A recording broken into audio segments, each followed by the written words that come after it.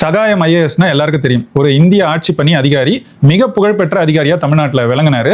2021 பணி ஓய்வு வாங்கிட்டு போயிட்டாரு. அதோட ஆள் காணாம தான் இருந்தாரு. இப்ப மீண்டும் தோன்றி இருக்கிறார். என்னன்னா, என் உயிருக்கு ஆபத்து.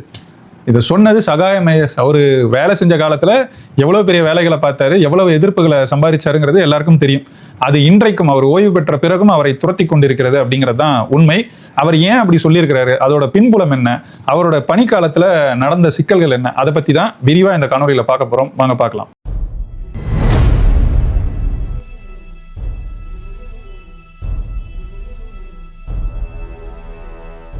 அனைவருக்கும் வணக்கம். நான் ஏற்கனவே சொன்னது போல சகாயம் ஐஏஎஸ்னா தெரியாதவங்களே கிடையாதுங்கிற அளவுக்கு புகழ்பெற்ற. ஏன்னா இங்க ஏராளமான இந்திய ஆட்சி பணி அதிகாரிகள், ஐஏஎஸ் அதிகாரிகள்லாம் வேலை செய்யறாங்க. ஆனா எல்லாரும் மக்களுக்கு தெரிகிற அளவுக்கு புகழ் பெறது இல்லை. ஆனா இவர் புகழ் பெற்றார். முக்கிய காரணம் என்னன்னா, அவர் வேலையில எப்பவுமே இடையூறு இருந்துகிட்டே இருக்கும். தொடர்ச்சியா அவர் எந்த இடத்துலையுமே வேலை செய்ய விட மாட்டாங்க. ஏன்னா ஒரு நேர்மையாளர், எதுக்கும் வளைந்து கொடுக்க மாட்டார். சரியா அங்க என்ன நெறிகளோ விதிகளோ ரூல்ஸோ அதுபடி நிற்பாரு. அதை இங்க இருக்கிற இந்த ஊழல் மலிந்த ஒரு சூழல்ல அவரை மாதிரி அதிகாரிகள் தாக்கு பிடிக்கிறதே கடினம்ன்ற நிலை தான். அப்படி ஒரு நிலையில இருந்தவர் 2021 அவரே விருப்ப ஓய்வு பெற்று போயிட்டாரு.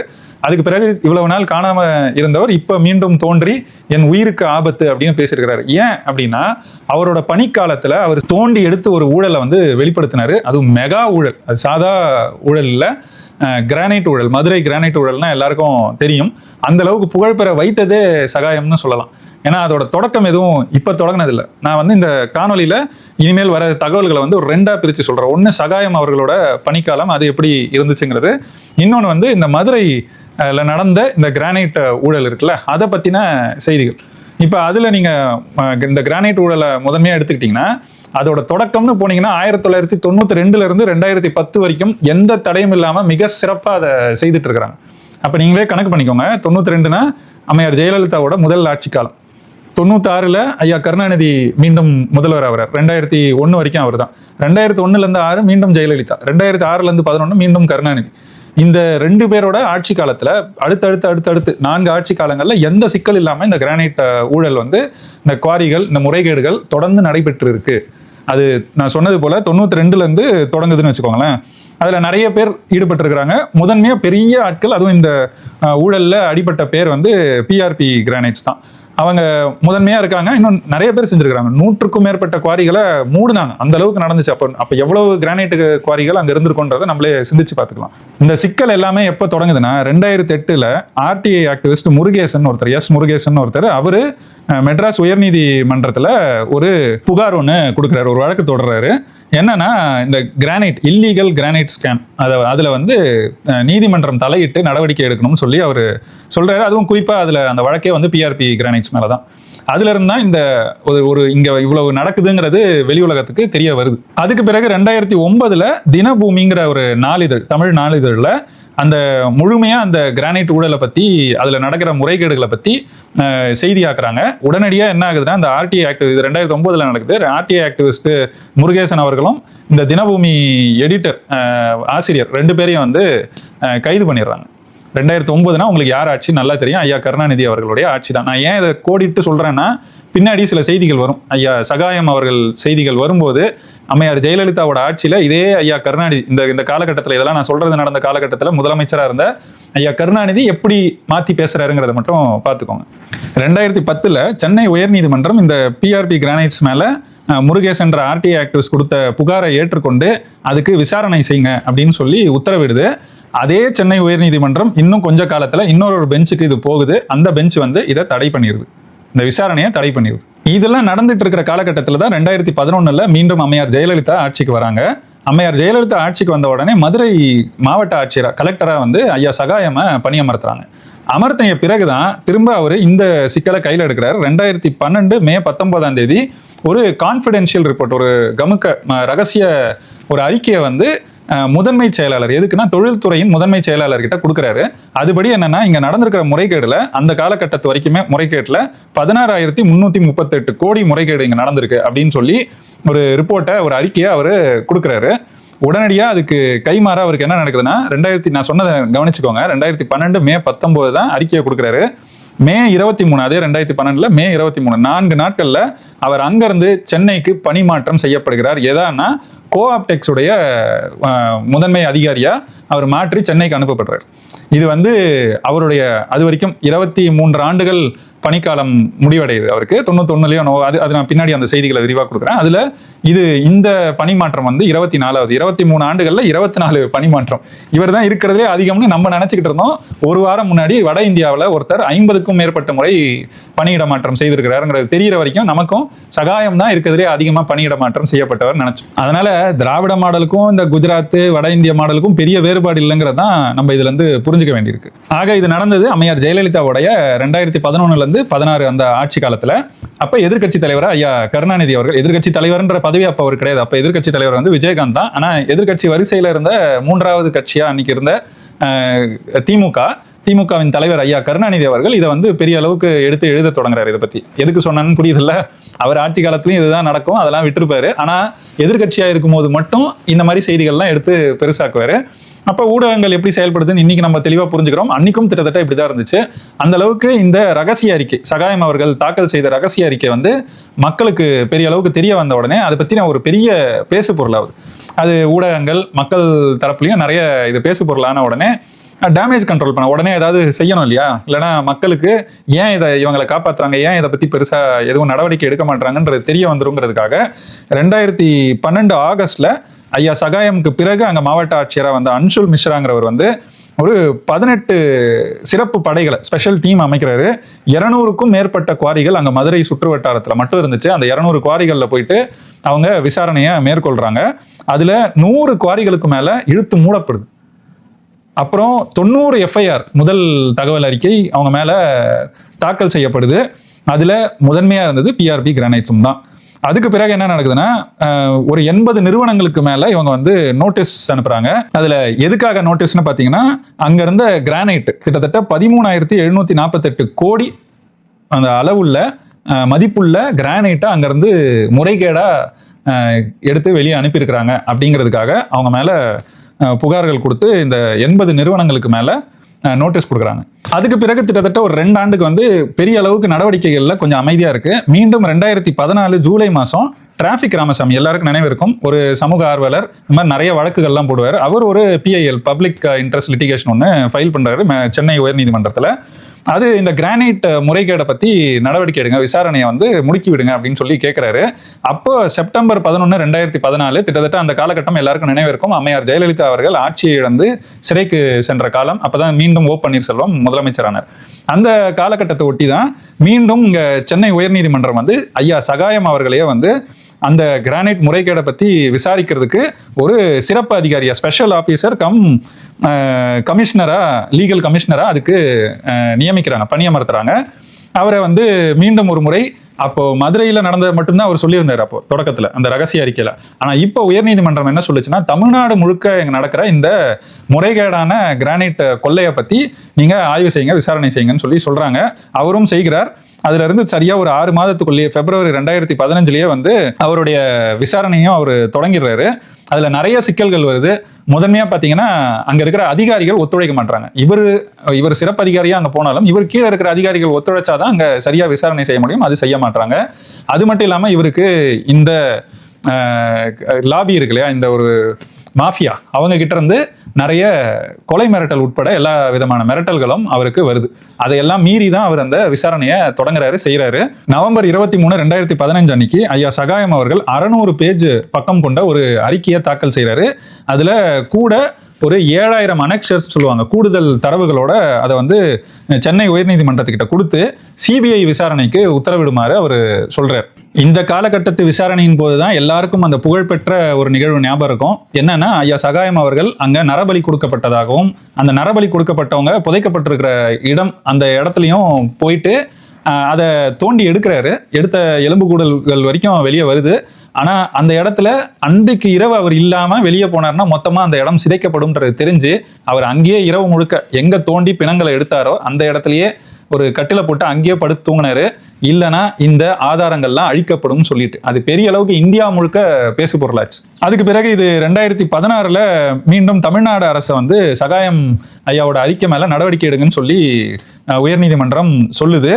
அப்போ இவங்களுக்கும் ஐயா சகாயம் அவர்களுக்கும் அந்த அறிக்கையை கொடுத்துட்டாரு. அவர் பாட்டு அவர் வேலை பார்த்துட்டு இருக்காரு.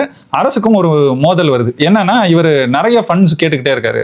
எனக்கு வந்து இந்த விசாரணைக்கான தொகை இன்னும் கொடுங்கன்னு கேட்கிறாரு. ஏற்கனவே 60 லட்சம் வரைக்கும் கொடுத்துட்டோம், இதுக்கு மேல கொடுத்துட்டே இருக்க முடியாதுன்னு சென்னை உயர்நீதிமன்றத்தில் போயிட்டு தமிழ்நாடு அரசு சொல்லுது. 60 லட்சம் கொடுத்தாங்களாம். எவ்வளவு கோடிகள் பேசிட்டு இருக்கோம் நம்ம. 16,000 கோடி முதல் சொன்னாரு. அதுக்கப்புறம் வந்து அன்சுல் மிஸ்ராவே வந்து 13,768 கோடி வரைக்கும் அவர் சொல்லியிருக்கிறாரு.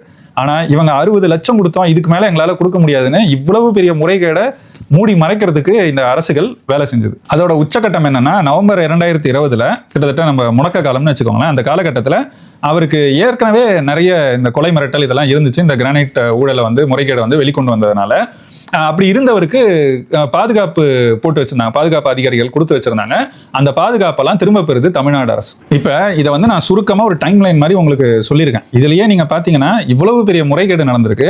அதுல ஐயா சகாயம் சொல்றது கிட்டத்தட்ட 1 லட்சம் கோடிக்கும் மேல இது நடந்திருக்கலாம்னு சொல்றாங்க. நடந்திருக்க வாய்ப்பு இருக்கு. நீங்க எந்த காலகட்டத்தில் நம்ம பேசுறோம்னு பாருங்க. அப்பவே இத்தனை ஆயிரம் கோடினா இன்றைக்கு அதோட மதிப்பே வந்து கிட்டத்தட்ட 50-60,000 கோடியாவது குறைந்தது இருக்கும். அப்ப இன்னும் தொடர்ச்சியா இவர் எடுத்தது ஒரு காலகட்டத்துக்கு, இன்னும் தொடர்ச்சியா அங்க நடந்ததை பார்த்தா 1 லட்சம் கோடி இல்ல அதுக்கு மேல கூட நடந்திருக்கலாம்ன்றதுதான் எல்லாரோட யூகத்துக்கும் கூட இருக்கு. இப்ப இதுல அதை தாண்டி என்னன்னா, இது இப்படி ஒரு முறைகேடு நடந்திருக்கு, வெளியே வந்திருக்கு. இந்த 2 அரசுகளும் மாறி மாறி இருந்தாலும் அதிமுக திமுக 2 கட்சிகளுமே அவங்களோட அரசுகள் இருக்கும்போது இதை எப்படியாவது மூடி மறைச்சிடணும், இதை வந்து தொடர்ந்து விசாரணை நடத்த விடக்கூடாது, விசாரணை நீதிமன்றத்துக்கே போனாலும் நீதிமன்றத்திலையும் அதை வந்து ஏதாவது தடை செய்யறதுக்கு தொடர்ச்சியா வேலை செய்யணும் தான் இவங்க செயல்பட்டு இருக்கிறாங்க. இப்ப இது வந்து இந்த வழக்கினுடைய காலவரிசை நான் சொன்னது டைம் லைன். இப்ப இவர் வேலை செஞ்சார்ல, அந்த வேலை செஞ்ச டைம் லைனையும் சுருக்கமா ஓரளவுக்கு பார்த்தோம்னா, முத இவர் 91 தான் இங்க பணியமர்த்தப்படுறாரு. ஐஏஎஸ்ஆ தேர்வாகி வந்து முதல்ல இவரை ஊட்டியில தான் சப் டிவிஷனல் மேஜிஸ்ட்ரேட்டா போடுறாங்க. அங்க இருக்காரு. அங்க இருக்கும் போதே இவர் வந்து சில வேலைகளை செய்யறாரு. அங்க ஊட்டியினுடைய மாவட்ட ஆட்சியர் வந்து அங்க இருந்த ஊட்டியில இருந்த ஒரு பெரிய தேயிலை தோட்ட முதலாளி அவங்களுக்கு சார்பா செயல்படுறாருன்னு சொல்லி ஒரு குற்றச்சாட்டை வைக்கிறாரு. அதனால நடந்ததுதான் அவருடைய முதல் பணியிட மாற்றம். அதுக்கு பிறகு பாத்தீங்கன்னா 2000 ஐயா கருணாநிதி அவர்களோட ஆட்சி தான் நம்ம இப்போ பேசுற 2000. அதுல வந்து அவரு காஞ்சிபுரத்துல அடிஷனல் டிஸ்ட்ரிக்ட் மேஜிஸ்ட்ரேட்டா அவரை பணியமர்த்துறாங்க.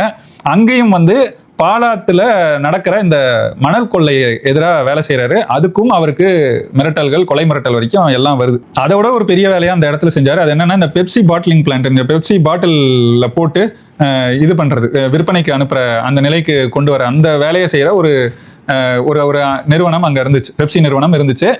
அந்த நிறுவனம் இந்த பாலாத்தங்கரையில இருந்துச்சுன்னு வச்சுக்கோங்களேன். அந்த நிறுவனத்தை அங்க நிறைய முறைகேடா சில வேலைகள் நடக்குது. இதனால அங்க நிறைய மாசு, காற்று, தண்ணீர் எல்லாத்துக்கும் மாசு ஏற்படுதுன்னு சொல்லிட்டு அந்த நிறுவனத்தையே மூடிட்டார்.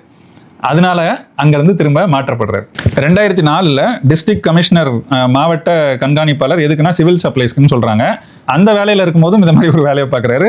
5000க்கும் மேற்பட்ட டொமஸ்டிக் கேஸ் சிலிண்டர், நம்ம வீட்டில் இருக்கிற எரிவாயு உருளைகள், அதுல வந்து முறைகேடு நடக்குதுன்னு சொல்லி கண்டுபிடிச்சு கொண்டு வர்றாரு.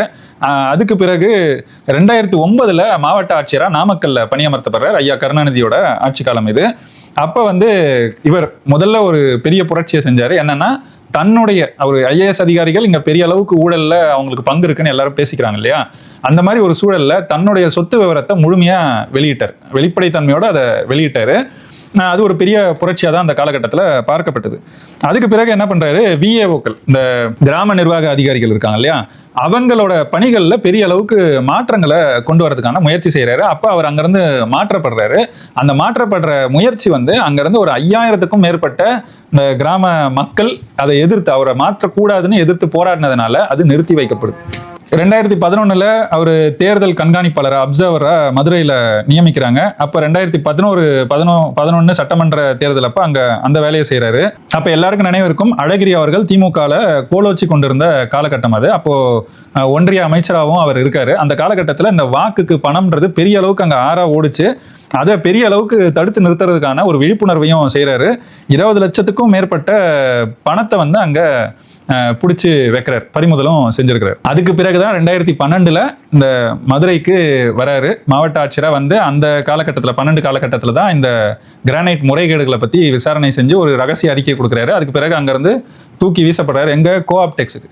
கோஆப்டெக்ஸில் ஒரு பெரிய புரட்சியை செஞ்சார். அது வரைக்கும் கோஆப்டெக்ஸ்லாம் 90களில் ஏதோ ஓரளவுக்கு மக்கள் அதில் வாங்கிட்டு இருந்தாங்கன்னு வச்சுக்கோங்களேன்.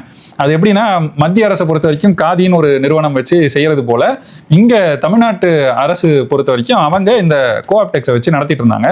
ஆனால் அதை பெரிய அளவுக்கு இவங்க கவனமே செலுத்தலை, அதெல்லாம் நீர்த்து போயிருச்சு ரொம்ப ஆண்டுகளா. ஆனால் சகாயம் அவர்கள் மீண்டும் 2012 அதில் பொறுப்பேற்ற பிறகு மிகச்சிறப்பாக அதை நடத்தி கொண்டு வந்து அதை வந்து ஒரு ஆதாயம் ஈட்டுற ஒரு ப்ராஃபிட் மேக்கிங் இன்ஸ்டிடியூஷனாக அதை மாற்றினார். அந்த பெருமை ஐயா சகாயத்தை தான் சேரும். அவர் அந்த பொறுப்புல இருந்து போன பிறகு இன்னைக்கு கோஆப்டெக்ஸ்ங்கிற பேரை யாருக்கும் திரும்ப நினைவில்லாத அளவுக்கு அதை மழுங்கடிச்சிட்டாங்கன்றதான் உண்மை. அதுக்கு பிறகு 2014 வந்து இந்தியன் மெடிசன் அண்ட் ஹோமியோபதி அதுக்கு வந்து கமிஷனரா ஒரு பொறுப்புல அவர் அங்கே போடுறாங்க. கோஆப்டெக்ஸ்ல இருந்து அங்கே மாத்துறாங்க. அங்க மாத்தின பிறகு அவருக்கு என்ன நடந்துச்சுன்னு தெரியல. 2 நாள்லயே அங்கிருந்து திரும்ப அவரை மாத்தி சயின்ஸ் சிட்டி சென்னையில் இருக்கிற அறிவியல் நகரத்துக்கான துணைத் தலைவர் பொறுப்புல அங்க அனுப்புறாங்க அவரை. அதுக்கு பிறகுதான் மீண்டும் உயர்நீதிமன்றம் தலையிட்டு அவரை வந்து இந்த கிரானைட் முறைகேடு தமிழ்நாடு முழுக்க நடக்கிறத நீங்க விசாரணை செய்யுங்கன்னு சொல்றாங்க. அப்புறம் அந்த விசாரணைக்குள்ள போறாரு. அதுலதான் நான் சொன்ன எல்லா நிகழ்வுகளும் தொடக்கத்துல சொன்ன நிகழ்வுகள்லாம் நடக்குது. அதுக்கு பிறகு 2020 கடைசியில அவருக்கு இந்த பாதுகாப்பெல்லாம் பின்வாங்கிய பிறகு அரசு வந்து திரும்ப பெற்ற பிறகு அவர் வந்து இதுக்கு மேல நான் தொடர விரும்பலன்னு சொல்லிட்டு அவர் விருப்ப பணி ஓய்வு கேட்கிறாரு. 2021 ஜனவரியில அவருக்கு விருப்ப ஓய்வும் ஏற்றுக்கொள்ளப்படுது. அவர் பணியில இருந்து விடுவிக்கப்படுறாரு. இந்த காலகட்டத்தில் அவர் எதுக்காக வெளியே வந்தாருங்கிறதுல ஒரு சர்ச்சையும் இருக்கு. அதை வந்து யாரும் மறுக்க முடியாது. அப்பதான் ஐயா ரஜினி அவர்கள் கட்சி தொடங்குறதாகவும் அவர் வந்து நான் கட்டாயம் முதல்வர் வேட்பாளராக இருக்க மாட்டேன்னு சொல்லும் போது தான் 2 பேருடைய பேர் அப்போ அடிபட்டுது. ஒன்று அண்ணாமலை, இன்னொன்று ஐயா சகாயம் அவர்கள். சகாயம் சரியா அந்த காலகட்டம், ஏன்னா அவருக்கு இருந்ததே அப்புறம் ஒரு 3 ஆண்டுகளோ என்னவோ தான் பணிக்காலம் இருந்தது. அதை அவர் விட்டுட்டு வந்ததுக்கு காரணமே வந்து ரஜினி வர சொன்னாரு அவரோட கட்சிக்கு முதல்வர் வேட்பாளராக அறிவிக்கிறதுக்குன்னு ஒரு பேச்சு இருந்தது. ஏன்னா அப்போவே அவர் வந்து ஐயா சகாயம் தனியா ஒரு மக்கள் பாதைன்னு ஒரு இயக்கத்தை வச்சு நடத்திட்டு இருந்தார். ஆனா இதுவும் அந்த காலத்துல நடந்துச்சு, ஒரு பேசு பொருளா இருந்துச்சு. இது உண்மையா இல்லையாங்கிறத ரஜினி தரப்புலையோ இல்ல ஐயா சகாயம் தரப்புலையோ யாராவது பேசினா மட்டும்தான் உறுதியா நம்ம தெரிஞ்சுக்க முடியும். இதெல்லாம் நடந்துச்சுன்னு வச்சுக்கோங்களேன். இது முழுமையா நம்ம இந்த பின்புலத்தை தெரிஞ்சுக்கிறது. இப்ப என்ன நடக்குதுன்னா இந்த கிரானைட் ஊழல் சார்ந்த வழக்குகள் பெரிய அளவுக்கு கடந்த ஒரு 1.5 மாதத்துல பேசு பொருளாயிருக்கு. மீண்டும் இந்த உயர்நீதிமன்றம் உச்ச நீதிமன்றம்லாம் இதுல தலையிட்டு நடவடிக்கை எடுக்கிறதுக்கான வேலைகள்ல ஈடுபட்டு இருக்கும் போது அதை பற்றிய செய்திகள்ல இவர் தலையிட்டு இருக்கிறதுனால இவரையும் கூப்பிடுறாங்க. அப்போ நேர்ல ஆஜராகணும், ஆனா ஆஜராகவில்லை. அப்ப ஏன் ஆஜராகலை நீங்க அப்படின்னு கேட்கும் போதுதான் என் உயிருக்கு ஆபத்து இருக்கு. ஏன் சொல்றாருன்னா அண்மையில நடந்த வழக்கொள்ளைக்கு எதிரான ஒரு போராளியின் கொலை இருக்கு இல்லையா, ஜகபர் அலின்னு ஒருத்தர் புதுக்கோட்டை மாவட்டத்துல, அந்த கொலையை காரணமா சொல்றாரு. இப்படித்தான் அவர் வந்தாரு, அவரை கொலை பண்ணாங்க, அதனால என் உயிருக்கு ஏற்கனவே நிறைய அச்சுறுத்தல் இருக்குங்கிறது எல்லாருக்கும் தெரிந்து எனக்கு வந்து பாதுகாப்பு கூட கொடுக்காம இருக்காங்க. இந்த நிலையில நான் அங்க வந்தேன்னா கட்டாயம் அங்க பட்ட பகல்ல நீதிமன்ற வாசல்ல நடந்துச்சுல ஒரு கொலை, அந்த மாதிரி சகாயம் கொலை செய்யப்படலாம் அப்படிங்கிறதா இதுல இருக்கிற ஒரு அதிர்ச்சிக்குள்ளான ஒரு செய்தி. இதை எதுக்கு இப்போ எடுத்து பேசுறோம்னா, திமுக ஆட்சினா தொடர்ச்சி அப்படிதான் இருக்கு. அதிமுக ஒன்றும் நல்ல ஆட்சியெல்லாம் நம்ம சொல்லலை, அவங்களும் இதே கேடுகட்ட ஆட்சி தான். ஆனால் இருக்கிறதுலே மோசமா திமுக ஆட்சியில தான் இதெல்லாம் நடக்குதுங்கிறது தான். ஏன்னா வழக்கொள்ளைக்கு எதிராக எத்தனை பேர் திமுக ஆட்சியில் கொல்லப்பட்டாங்க. இப்போ கடந்த சில மாதங்கள்ல மட்டும் ஜகபர் அலி தொடங்கி இன்னும் 2 பேர் கொல்லப்பட்டாங்க. நீங்க பின்னாடி போனா 1997 இந்த மானங்கட்ட கம்யூனிஸ்டுகள் இருக்காங்களே, இன்றைக்கு இருக்கிற மானங்கட்ட கம்யூனிஸ்டுகள், பொது உடைமைவாதிகள், அந்த பொது உடைமைவாதிகளின் ஒரு கட்சி தோழராக இருந்த அம்மா லீலாவதி அவர்கள், அவங்க ஊருக்கு அவங்க வந்து ஒரு கவுன்சிலராக இருக்கிறாங்க. அப்போ அந்த பகுதிக்கு தண்ணியே வரமாட்டேங்குது, லாரியில தான் கொண்டு வந்து தண்ணியை வித்துட்டு போறாங்க. அப்படி வித்துட்டு போறவங்களுக்கு தண்ணி கிடைக்கும் போது ஏன் பகுதிக்கு ஏன் தண்ணி வரக்கூடாதுன்னு இவங்க என்ன பண்றாங்க, இவங்க கவுன்சிலர் ஆன பிறகு குழாய் அமைச்சு குழாயில குடிநீர் வந்து அங்க அவங்க பகுதிக்கு கொண்டு வந்து சேர்க்கிறாங்க. இது அங்க இருக்கிற இந்த நீர் முதலைகள் இருக்காங்கல்ல, அவங்களுக்கு பெரிய அளவுக்கு கோபத்தை ஏற்படுத்துது. அவங்கள கொலையே பண்ணிட்டாங்க. காலையில பட்ட பகல்ல அவங்க ஒரு கடைக்கு ஏதோ பொருள் வாங்க வராங்க. அப்ப தெருவில் வச்சு 6 பேர் சேர்ந்து அவங்கள வெட்டி கொன்னுட்டாங்க. நடந்தது 97. அவங்க அதுல திமுக காரர் ஒருத்தர் நேரடியா ஈடுபட்டு இருந்ததா சொல்றாங்க. அதுக்கு பிறகு அவங்க சிறைப்படுத்தப்பட்டாங்க. 2008 மீண்டும் 2006 திமுக ஆட்சிக்கு வருது. 2008 அவங்களோட ஆட்சியில அவங்க நன்னடத்தையின் காரணமாக அவர்களை விடுவிச்சாங்க. அந்த திமுகவை ஏத்துக்கிட்டு தான் இந்த மானங்கட்ட கம்யூனிஸ்டுகள் இன்றைக்கும் அந்த ஆட்சியில இருக்காங்க. அப்போ இங்க திமுக ஆட்சினா தொடர்ச்சியா வழக்கொள்ளைக்கு எதிராக போராடுறவங்களோட உயிருக்கு அச்சுறுத்தல் இருக்குங்கிறது தான். இதுல வழக்கொள்ளைக்கு எதிராக இல்ல, பொதுவாகவே இன்னைக்கு உயிருக்கு அச்சுறுத்தல் இருக்கிற அளவுல தான் தமிழ்நாடு இருக்கு. தலைவர்களே கொல்லப்படுறாங்க, பல தலைவர்களுக்கு கொலை மிரட்டல் வருது. ஆம்ஸ்ட்ராங் கொல்லப்பட்டாரு, இன்னைக்கு அண்ணன் சீமான கொல்லுவோம்னு ஒருத்தன் பேசுறான். அப்ப இந்த மாதிரி நிலையெல்லாம் வந்து திமுக ஆட்சியில ரொம்ப எளிமையா எல்லா பக்கமும் பார்க்க முடியும். அந்த நிலை தான் ஐயா சகாயம் அவர்களுக்கும், அதுவும் இவ்வளவு நேர்மையா இவ்வளவு காலம் தமிழ்நாட்டில் உழைத்த ஒருவருக்கு இந்த நிலை. அவரே வந்து வெளிப்படையா என் உயிருக்கு அச்சுறுத்தல் இருக்கு, அதனால என்னால உயர்நீதிமன்றம் கூப்பிடும் போது கூட போய் நேர் நீக்க முடியலன்னு சொல்றாருன்னா, இந்த அரசு வெட்கி தலை குனியணும். அவர் பேசி 2 நாள் ஆச்சு. இன்றைக்கும் இந்த அரசு அதுக்கு பதில் சொல்லி, இல்ல நாங்க உங்களுக்கு பாதுகாப்பு தரோம் கூட சொல்லல, பாதுகாப்பும் தரல. ஆனா கண்ட பொறுக்கிகளுக்கு, முக்தார் போன்ற ஊடக பொறுக்கிகளுக்கெல்லாம் 2 பேரை காவல்துறை அதிகாரிகளை, அதுவும் துப்பாக்கி ஏந்திய காவல் வந்து இவங்க கொடுக்குறாங்கன்னா, அப்ப இங்க நடக்கிற அரசு யாருக்கான அரசு, எவ்வளவு கேவலமான அரசுங்கிறது தான் நம்ம இதுல இருந்து புரிஞ்சுக்க வேண்டியிருக்கு. ஐயா சகாயம் அவர்களுடைய பணி மக்களுக்கு தெரியும். உண்மையிலே மக்கள் அவரை போற்றி புகழ்ந்தாங்க. கடைசி காலகட்டத்தில் அவரோட பணியில சில சிக்கல்கள் இருந்திருக்கலாம். அவருக்கு அதுல ஒரு சந்தேக பார்வையை கூட அவர் மேல ஏற்படுத்தியிருக்கலாம். ஆனாலும் அவர் ஒரு அப்பழுக்கற்றவர், அவர் நேர்மையாளருங்கிறதுல யாருக்கும் மாற்று கருத்து இல்லை. அதனால அவருக்கு மக்கள் துணை நிற்பாங்க. அதுக்காக மக்கள் துணை நிற்கிறாங்கன்னு அவர் நேரா வந்துட முடியாது. அவருடைய முன்னெச்சரிக்கையான நடவடிக்கை சரிதான். இப்பயாவது இந்த மானங்கட்ட திமுக அரசு, திராவிட மாடல் அரசு இதுல கவனம் செலுத்தி ஐயாவுக்கு சரியான பாதுகாப்பை கொடுத்து, அவர் நீதிமன்றத்துக்கு போறாரோ இல்லையோ, கட்டாயம் அவருக்கு கொலை மிரட்டல்கள் இருக்குங்கிற, அச்சுறுத்தல் இருக்குங்கிற தெரிஞ்சு இன்னொரு ஜபகர் அலியா ஐயா சகாயம் அவர்களை இந்த அரசு பலி கொடுத்துடக்கூடாதுங்கிறதா நம்மளுடைய கோரிக்கையாகவும் இருக்கு. நன்றி, வணக்கம்.